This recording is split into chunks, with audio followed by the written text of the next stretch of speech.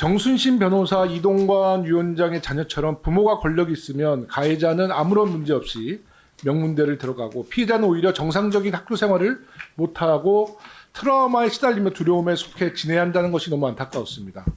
제가 오늘 초등학교 학폭 문제를 말씀드릴 텐데요. 이번 사건이 정순신, 이동관 자녀 학폭처럼 권력형 학폭 무마 사건이 되질 않기를 바라는 마음으로 국감에서 이 내용을 공개한다는 점 이해해 주시기 바라겠습니다. 경기도 모 초등학교 여학생 화장실 학교 폭력 사건입니다. 3학년 여학생이 2학년 후배 여학생을 화장실로 데리고 가서 리코더, 주먹 등으로 머리와 얼굴, 눈, 팔 등을 때려 전치 구주 상해를 입힌 폭행 사건입니다. 처음에 이 사건을 듣고 너무 놀랐어요. 어떻게 초등학교 3학년이 전치 구주에 잔혹한 상해를 끼칠 수 있는지 사건 경위를 파악하고 충격과 또 저 역시도 마음이 너무나 아팠습니다. 사건 경위를 좀 더 자세히 살펴보면 폭력의 심각성을 알 수 있습니다. 방과 후 수업을 마친 3학년 여학생이 반지를 보여주며 언니가 선물 줄게라고 하고 2학년 여학생을 화장실로 데려갑니다. 다른 사람이 없는지 일일이 칸을 확인합니다. 그리고 화장실 칸에 들어가라고 하고는 변기 뚜껑을 내리고 앉힙니다. 그리고 두 손을 허리 뒤로 하라고 한 뒤 눈을 감으라고 시킵니다. 그리고 10차례 리코더와 주먹으로 머리와 얼굴을 때립니다. 생각해 보십시오. 47살밖에 안 된 어린 학생에게 이 상황이 얼마나 공포스러웠겠습니까? 사진을 공개할 수는 없지만 얼굴이 피투성이가 될 정도로 심각한 폭행이 자행됐습니다. 다행히 사건 직후 학교장 긴급조치로 가해 학생의 출석 정지가 이루어졌습니다. 문제는 학폭 심의가 사건 발생 2달이 넘어서야 개최됐다는 것이고 피해 학생과 부모는 심의에 직접 참석해 다음과 같이 도와달라고 요청합니다. 언니가 너무 무서워요. 같은 학교에 다니지 않게 도와주세요. 만나게 하지 말아주세요. 그 어머니의 진술은 절대 용서할 수 없고 선처할 마음도 없다. 강제 전학을 시키지 않는다면 강경하게 아이를 위해 싸울 것이다. 전학 조치가 이루어지지 않는다면 학교 폭력에 대한 은폐, 축소 및 무대응이라고 볼 것이다. 피해자 부모는 전학 조치가 이루어지지 않는다면 학교 폭력에 대한 은폐, 축소 및 무대응이라 본다면 강력한 조치를 요청했는데 우려는 현실이 됐습니다. 제가 이 사건이 문제가 있다고 판단한 건 3가지 정도로 요약할 수 있습니다. 첫째, 실효성 없는 학급 교체 부실한 피해자 보호. 둘째, 피해자 측 정보 요구에 학교 측 비협조. 셋째, 3달 넘게 사과가 이루어지지 않고 있음입니다. 첫째, 피해자의 호소에도 불구하고 강제 전학이 아닌 학급 교체가 처분이 결정된 겁니다.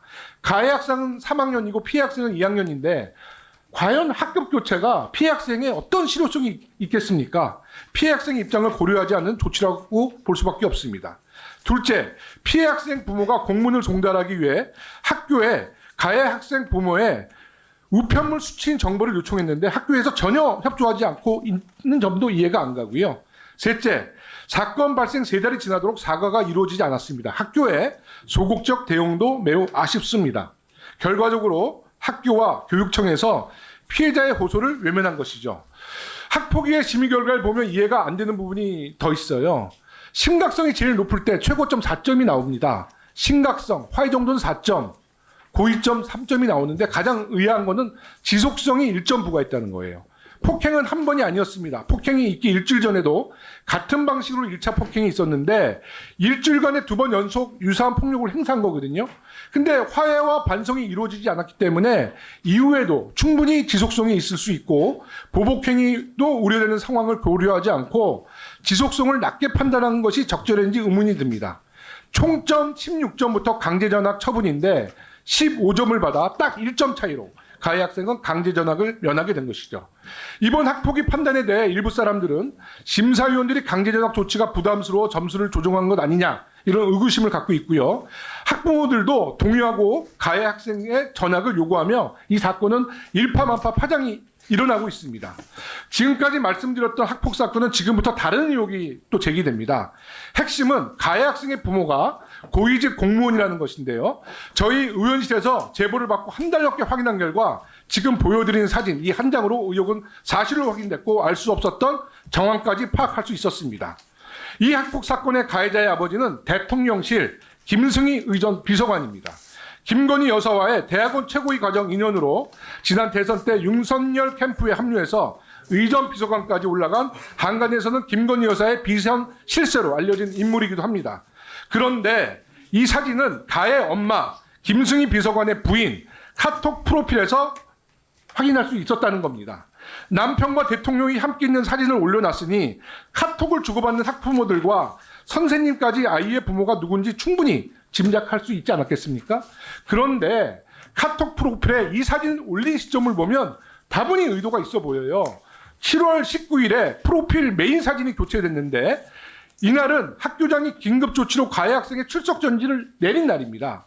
학교에 가서 진술서를 작성한 후 딸을 데리고 긴급하게 귀가 조치를 당했기 때문에 굉장히 당황스럽고 정황이 없었을 것입니다. 그런데 굳이 카톡 프로필에 왜 이 사진을 올렸을까요? 그러니까 인근 학부모들 입소문이 퍼지고 혹여라도 이 사건이 이동관, 정순신처럼 권력이 개입하지 않을까 의심의 눈초리가 있는 것입니다. 의 전 비서관은 대통령의 국내외 일정과 동선을 책임지는 막중한 자리입니다.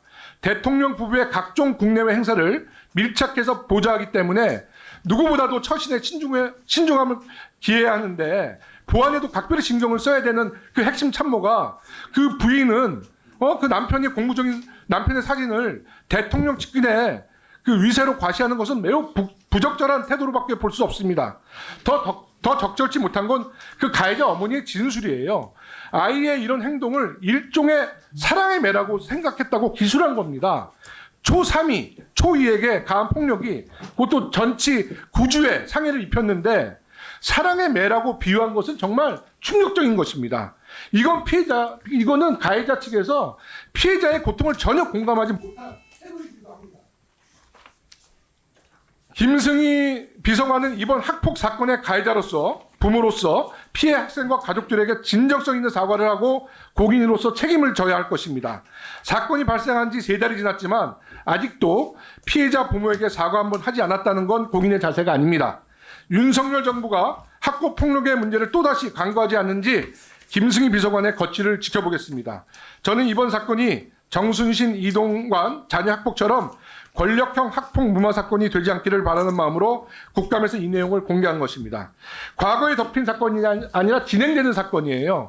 정순신 변호사, 이동관 위원장의 사례처럼 내 아이를 지키려고 남의 아이에게 상처를 주는 일이 있어서는 안 됩니다.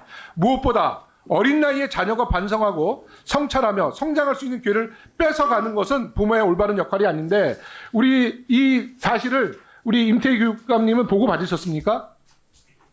보고 받으셨으면 보고받은 내용과 앞으로의 이 사건에서 어떤 법률과 조치가 진행될 것인가를 말씀해 주시면.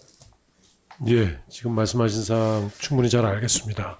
그리고 저희도 이제 이 개인 신상에 대해서는 공식적으로 이렇게 확인할 수 있는 절차가 지금으로서는 사실은 없습니다. 예, 그래서 지금 말씀해 주셔서 저도 참고하겠습니다. 참고하고 다만 누누이 말씀드렸듯이 이 피해 학생 지적대로 피해 학생에 대한 이제 보호가 최우선입니다.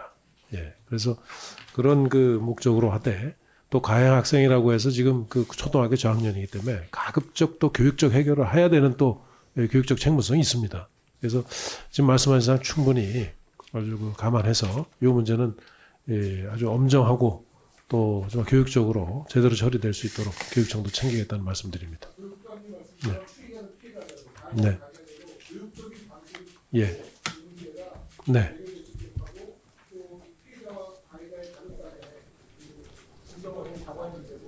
맞습니다. 예. 그래서 저희가 지금 시범 운영하고 있는 화해중재단이 일정 시점에서는 좀 사건을 좀 담당을 해서 이렇게 할 수 있는 여질이 있는지 그렇게 검토해서 대처하도록 하겠습니다. 감사합니다.